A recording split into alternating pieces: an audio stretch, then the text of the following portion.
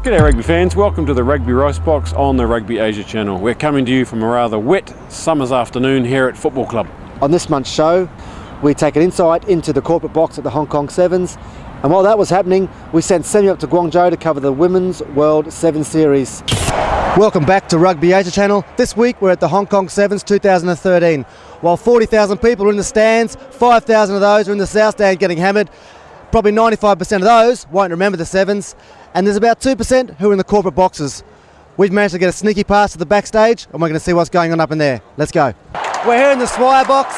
These are here for a reason, and the rest of these guys all dressed for a reason. It's bringing the south stand to the corporate boxes. I'm here with Lance, the general manager of Swire Coca-Cola Hong Kong. Lance, how are you doing? It's a pleasure to have you. Great, Rob. It's great to be with you today. Yeah, it's fantastic. Right. Lance, you've been coming to the Sevens for long? This is my 8th Seven. I was here from 2000 to 2003. So I had 3 sevens there, and then I've been back for 5 years now since 2008. So obviously Swire has a big part of rugby in Hong Kong and also Asia. What's your position, your views of the grassroots rugby throughout Asia and the region? Well, I think it's fantastic, and as a good corporate citizen, we really enjoy being involved where kids are involved. Yep. And with the rugby leagues here in Hong Kong, they get so many young people involved in the game. It's just great to get them out, get them active, have fun, get some physical fitness for them, and we just love supporting that. Okay, Lance, I know that obviously the South Stand's a big part of the Hong Kong Sevens, but obviously this is the other side that people don't normally see. Right. Can you sort of give us a rundown of what happens in the box, who gets invited, and anything else interesting you can add about the corporate side of things? Well, I mean, the box is great, and our goal in the box is always to try to bring a little bit of the South Stand to the box. Otherwise, it can get be a little bit boring up here. So we try to bring a little bit of that mixture into the box. But the people that get invited, obviously we have a lot of senior people from Swire that come into the box. We bring in customers that want to be here, that enjoy the game of rugby, suppliers, kids, family, and we just try to have a good time while we're up here. We try to bring as much of that South Stands atmosphere into the box. There's obviously a few adult beverages being consumed, and there's food being served, and we just try to have a great time. That's good. So there you go, fans. The corporate side of things isn't as boring as you may think. The guys up here have just as much fun as they do as the guys down there. Absolutely. I'm here in the Swire Properties box with Swire Properties CEO Mark McCubbin. Mark, how are you doing? Very good, thank you. Mark, you've obviously been coming to Sevens for a while. Can you give us a brief rundown of your Sevens history? I've been coming actually for 27 years. I'd never heard of the Sevens until I got here. I didn't get a ticket until the second day. I just thought it'd be an average tournament. Of course, it was sensational. It was a sort of a 36-hour party through which I sort of woke up about 2 days later, and it's not really changed in those 27 years since. What's your favourite memory of the Sevens? Favourite memory actually was, I think it was 1993 when Hong Kong won in torrential rain. And they won the plate, and they never even got to the plate before. So, being a Hong Kong sort of fan, it was great to see. It was a sensational match. I mean, you'd have to sort of see the conditions to believe them. But I remember the winning try was scored by a guy who aquaplaned about 20 metres to the line. It was quite a spectacle. That's how Semi used to score because he didn't have any legs for running. So, you've had a guy on your team for quite a few years, Don Taylor. I know he hates years actually. He hates talking about himself, and he hates people talking about himself. And he probably is very upset that he's not going to be here to be able to be on TV. So if we just pan around a bit, we can get a picture of Don Taylor. And perhaps you can maybe talk us through Don's belly button there. Has that sort of got wider in the years you've seen him in Hong Kong? Actually, that is not the real Don Taylor's belly button, because he knows the lady who did this, and he insisted that she take about 20 pounds off his tummy, because we all know it's actually a lot bigger than that. Welcome back to Rugby Asia channel. I'm here with John Stossel, CE of Cathay Pacific. John, obviously Cathay Pacific's got a big role in the Hong Kong Sevens. Absolutely. Can you give us a background of Cathay's involvement in the history of the Hong Kong Sevens, and also your past memories of the Sevens? Sure. I mean, this is our 31st year of sponsorship, so the Sevens has been going as long as I've been going in Cathay. Really, it's fantastic. Great event. We got involved early on. I'd love to say we saw the fantastic potential, and I hope we did, but we just thought this is a great event. It brings people together. It brings international teams into Hong Kong. It gives Hong Kong a reason to host international events. Let's do it. And 31 years later, look at this, the best rugby tournament in the whole world. Yeah, you're right. And obviously you've got even a closer involvement because obviously there's a few guys who have actually played for Hong Kong who work for Cathay, so that's even... You bet. Well, we try not to poach Hong Kong team players, you know, but some of them find it impossibly attractive not to join Cathay. So. Well, that's right. So, John, if there's anything that sticks out in your mind in the last sort of 31 years you've been involved, what would one defining moment of the Sevens, have you got one? I think there have been so many, and I think one of the great things about the Sevens is that every year is different and you have some great memories, but I mean, some of the best matches, I think, in history have been played here, and I can remember them, and I mean, Kenya taking out the Kiwis in the quarterfinals about 4 or 5 years ago was unbelievable. The whole stadium was just rocking and rolling at that. Argentina, in a way, made a name for themselves here by really rising up. Some great finals between Fiji and New Zealand, Fiji and England. Just, you know, Sunday afternoon when the finals are being played, I've said this before, there is no better sport anywhere in the world, anytime. It really is that compelling. No, right. And so, your predictions this weekend, are you bold enough to make one? I'm not yet. I haven't seen all the teams play yet, but you know the usual great guys are looking good. But looking at the tour so far, it's kind of balanced. I mean, nobody's been a dominant team. Looks like New Zealand's going to be hard to beat, but you never know. Okay, John, thanks very much for your time, and enjoy the beach boys. Yeah, pleasure. Absolutely. Thanks. Hey, this is Lance Wright, Swire Coca-Cola Hong Kong General Manager, and I just want to give a quick shout out to the Rugby Asia channel. Way to go, guys! It's a great pleasure to have Rugby Asia channel here in the Swire Properties box. You do a great job, much appreciated. Cheers! This is John Stossel of Cathay Pacific, and you are watching the Rugby Asia channel. We're here in Guangzhou, China for the 2013 IRB Women's Sevens World Series. Let's go check it out. Tell us a bit about the rugby development in the Netherlands.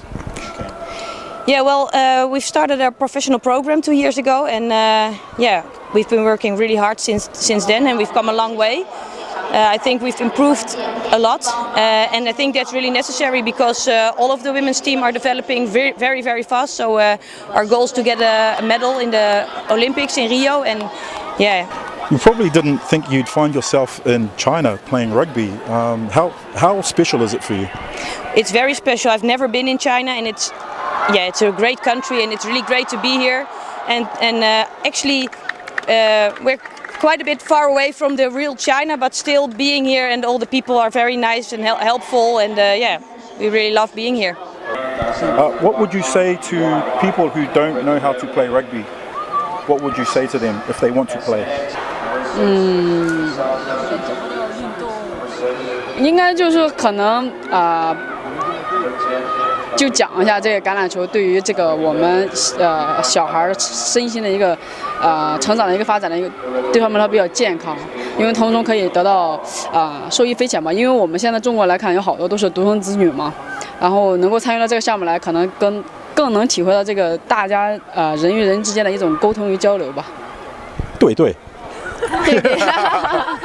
Yeah, well, this is the first event of a 3-event series that we're going to have in Guangzhou. It's part of the Women's 7 Series, and so we're quite excited. You know, we've got a couple of things right. We've got the stadium right, we've got the teams right, we've got the organisation right.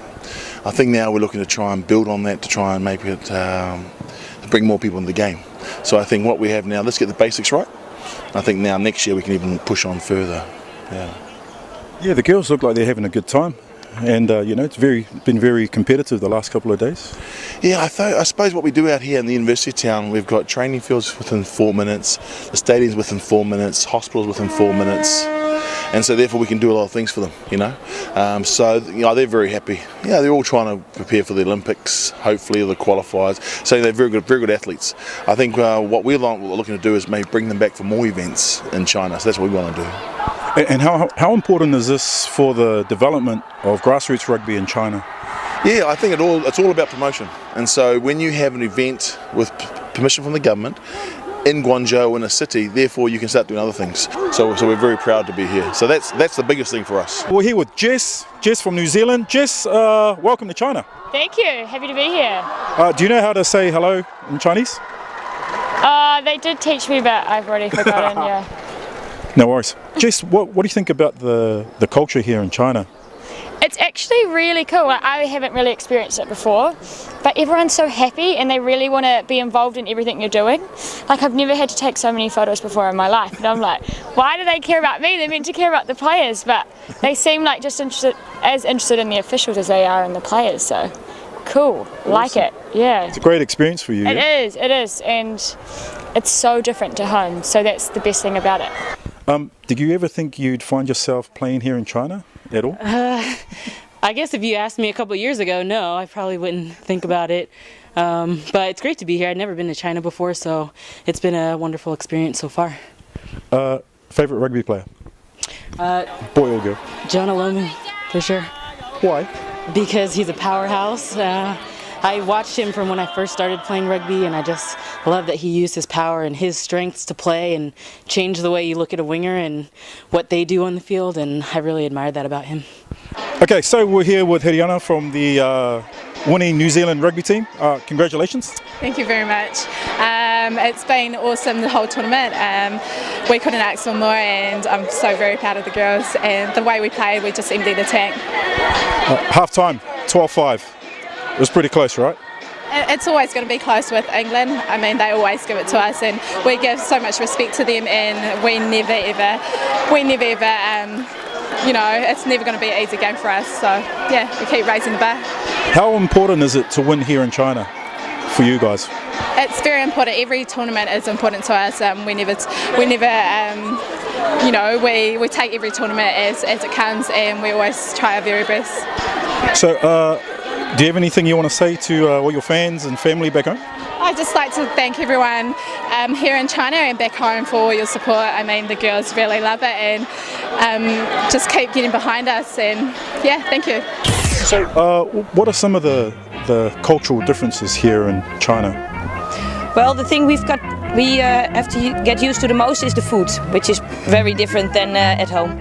What are some of the things that are different, you think, compared to home, back home? The food, big time difference for me. It's been an issue, but it's okay. Especially the taste. They make it everything a little bit sweeter or something with the soya sauce, and so that needs some adjusting also for the intestine. But we're getting used to it now. So. Well, I guess one of the big ones, because we deal with it every day, is food. But we were kind of prepared for that. Just having your game day preferences, you know, you bring that with you because you never know what any country is going to have. Some of the cultural differences that you've noticed from back home? The food. Definitely the food. Okay, that brings to an end another exciting episode of the Rugby Rice Box here on Rugby Asia channel. Next month we'll be coming to you live from Xiamen at the Xiamen 10s, where you just may catch a glimpse of yours truly on the pitch. Enjoy your rugby. See you next month. Till next month, kids. Love you like a mother from another brother. No, that was...